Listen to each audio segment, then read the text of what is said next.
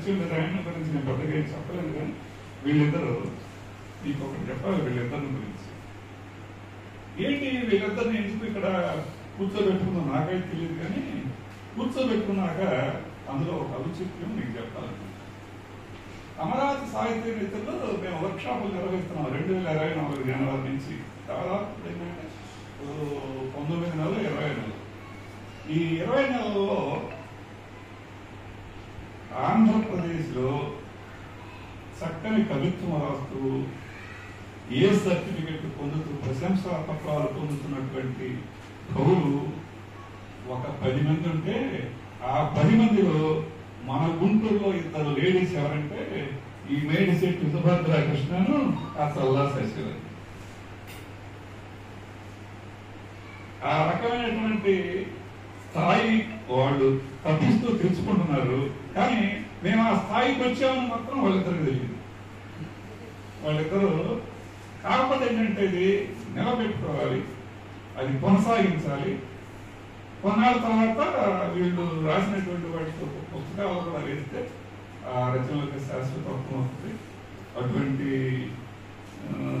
శక్తులు వీళ్ళిద్దరు శక్తులే. శక్తులు మగవాళ్ళ శక్తులు కాదు, ఆడవాళ్ళే శక్తులు అనమాట. ఈ శక్తులు. అమ్మాయి నీ పేరేంటి?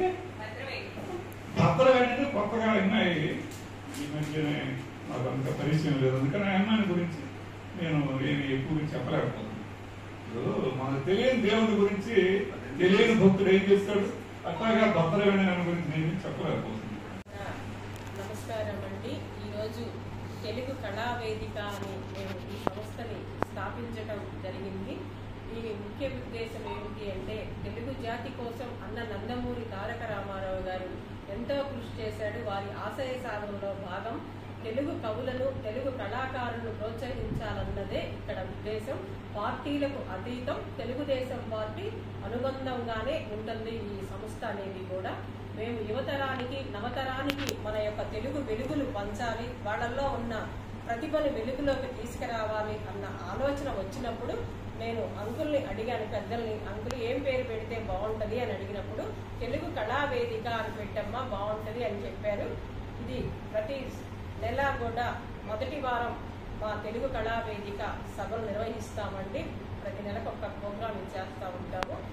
మీరందరూ కూడా పాల్గొని మీ యొక్క ప్రతిభను ప్రజలకు వినిపిస్తే భావితరాలకు మనం బంగారు బాట కవిత్వంతో వేయగలుగుతాం. పాలకులు వస్తూ ఉంటారు, వెళ్తూ ఉంటారు. కవిత్వం శాశ్వతం. ఎందుకంటే కవి కాళిదాసు చూసాం మనం, జాషువా గారు జనవాహిని జాగృతి చేశాడు.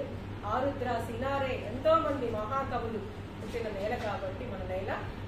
వాళ్ళందరూ పెద్దల ఆశయాలకి ఊపిరిగా ఈ సంస్థ నిలుస్తుంటుందని, ఎప్పుడు కూడా కళలకి నిలయం భారతదేశం కాబట్టి మా నాయకుడు ఈయనను కూడా ఈ సంస్థ పైన ఉంటూ ప్రజల్లోకి కళల యొక్క గొప్పతనాన్ని వెలుగు తీసుకురావాలన్నదే చంద్రబాబు నాయుడు గారి సంకల్పం, నా సంకల్పం, మా తెలుగు మహిళల సంకల్పం. అలానే మా కవి మిత్రులందరూ కూడా వేదిక మీద కూర్చున్న పెద్దలందరికీ కూడా నమస్కారాలు తెలియజేస్తూ, మీడియా మిత్రులకు కూడా నా హృదయపూర్వకమైన నమస్కారాలు తెలియజేస్తున్నాను.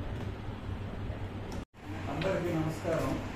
ముందుగా లంకా మాధవ్ గారికి అభినందనలు, శుభాకాంక్షలు. అమ్మాయి పెట్టినటువంటి సంస్థ కళావేదిక, తెలుగు కళావేదిక. ఈ అమ్మాయి ఉద్దేశాలు ఏంటంటే, కేవలం సాహిత్యానికి పరిమితమై కొద్దిమంది ప్రేక్షకుల్ని చైతన్యపరిచేటటువంటి లక్ష్యం కాదు. ఈ అమ్మాయి ఈ తెలుగు కళావేదిక పెట్టిన లక్ష్యం ఏంటంటే, పౌరులు, రచయితలు వాళ్ళందరికీ ఉపయోగపడాలి. అలాగే పాటలు పాడేవాళ్ళు, సమాజాన్ని చైతన్యవంతం చేసేటువంటి గాయకులు ఈ వేదిక మీద వాళ్ళు చక్కగా. నమస్కారం అండి. ఈ కవితాలోకానికి పరిచయం చేసినటువంటి ఫస్ట్ అమరావతి సాహితీ సమితి అండి. దాంట్లోనే లంకా మాధవ్ గారిలో పరిచయం. ఇప్పుడు ఆవిడ తెలుగు కళావేదిక అనేటువంటి ఒక సంస్థ పెట్టారు. అది దిగ్విజయంగా కొనసాగాలని కోరుకుంటున్నాము. ఇప్పుడు మమ్మల్ని కవి చదవమన్నారు. విగ్రహాలు అనే కవి చదువుతున్నాను. వినాయక చవితి వస్తుంది, విగ్రహాలు చాలా దూరం పెడుతున్నారు. అందుకని విగ్రహాలు అనే అంశం రాస్తున్నాను.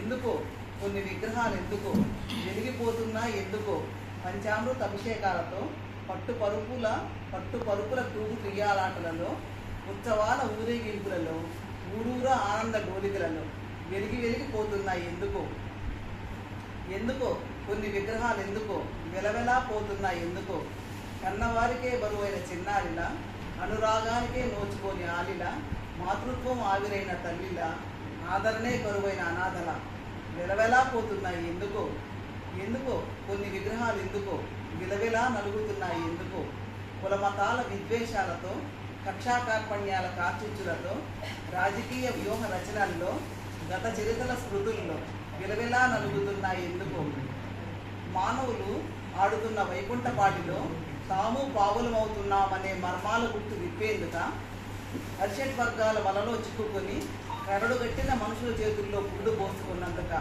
సమస్తాలన్నీ కర్మలకి బద్దులేనని కర్మ సిద్ధాంతాన్ని నిరూపించేందుక ఎందుకో కదిలిపోతూ కరిగిపోతూ వెలిగిపోతూ ఈ స్థితిగతుల దుస్థితులు ఎందుకో మరెందుకో. నేను కూడా విగ్రహాల గురించి చెప్దామనుకుంటున్నాను. కొన్ని మతాల వాళ్ళు విగ్రహారాధన చేయకూడదు అది అని అంటున్నారు కదా. మనం అసలు విగ్రహారాధన ఎందుకు చేయాలనేది నేను ఈ కవిత ద్వారా మీకు వివరించుకుంటున్నాను. అవి విగ్రహాలు కాదు ప్రాణములన్నిటినీ ఏలుతున్న మర్మ విరాగ జీవనులు, ప్రబోధసారముగా గడిపిన ఆచార్యులు, అనురాగాలకు చిరునామాలు, అనుబంధాలకు నిలయాలు. అవి విగ్రహాలు కాదు నీవు పూజించదగిన హృదయ స్పందనలు. భక్తితో ఆర్తితో పిలిచినప్పుడు సద్గుణాలను రగిలిస్తారు, వేష ఆవేశాలను సరిచేస్తారు, అనంతము నీవేనని పరమాత్మలో చేరుస్తారు. ఇప్పటికైనా కొలవరా సత్యం ధర్మం త్యాగ ఫలాలు. అవి విగ్రహాలు కాదు సత్యం ధర్మం త్యాగంతో మదిని మదించిన మానవతా ఉత్తమ రసరమ్య ఫలాలు. అవి విగ్రహాలు కాదు సర్వము తానైన మహోన్నతులు. విగ్రహంలో విగ్రహమై తాగారు, బ్రహ్మంలో ఉన్న వైభములు చూపారు, ధర్మము నిఖిలము నిష్కలముగా నిలిపారు. అవి విగ్రహాలు కాదు మన బ్రతుకు మార్చిన భాగవతోత్తములు, మదిలో తిరిగిన మాధవులు, మదిలో వెలిగిన జ్ఞానజ్యోతులు, చావు పుట్టుకల సారం తిరిగిన జ్ఞానబోధులు.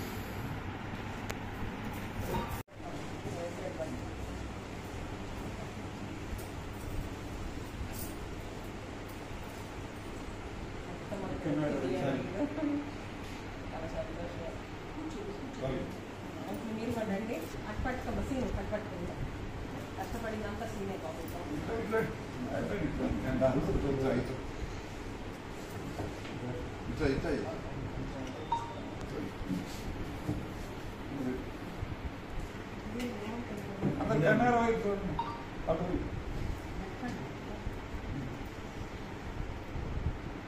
ఓకే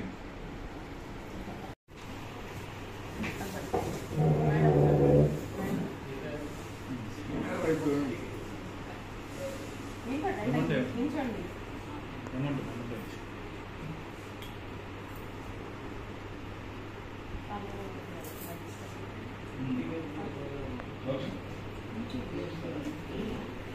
చిన్న వాయిస్ పాట పాడుతుందా?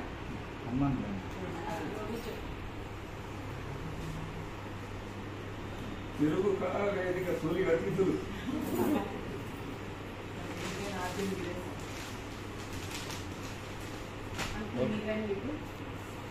గడవారు